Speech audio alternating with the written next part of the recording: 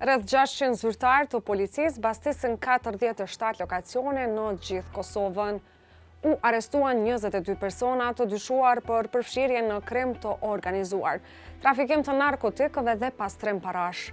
Gjatë aksionit me 3 qershor u konfiskuan vetura, para të gatshme, armë, lëndë narkotike, ordore, laptop dhe telefona.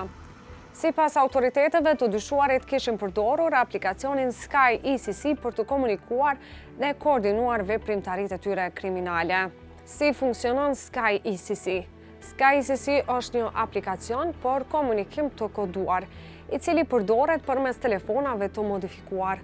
Në këto pajisje janë çaktivizuar funksionet si kamera, mikrofoni dhe GPS-i për të shmangur çdo mundësi gjyrmimi. Aplikacioni instalohet në telefona si Google Pixel, Samsung Galaxy apo iPhone, të cilët modifikoheshin nga shpërndarës të pavarur.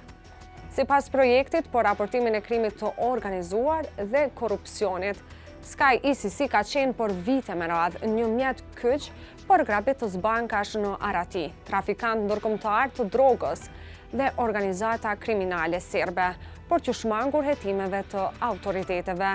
Edhe pse rasti në Kosovë u zbulua së fundmi, Sky ECC është hetuar në shumë shtete që nga viti 2021. Autoritetet në Belgjik, Francë dhe Holand me mbështetjen e Europolit arritën të deportonin në sistemin e Sky ECC dhe të dekriptonin miliona mesazhe. Kjo çoi në goditjen e rrjeteve të mëdha kriminale, përfshir edhe kartelin Kinahan, të përfshirë në trafik droge, vrasje dhe pastrim parash.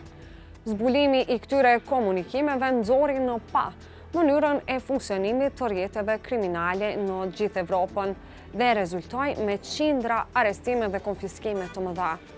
Sky ECC u zhvillua nga kompania kanadeze Sky Global, e cila u mbyll në vitin 2021 pas hetimeve dhe akuzave për lehtësim të krimit të organizuar. Edhe pse nuk prodhohet më, aplikacioni vazhdon të përdoret nga grupe kriminale, si në rastin e fundit në Kosovë.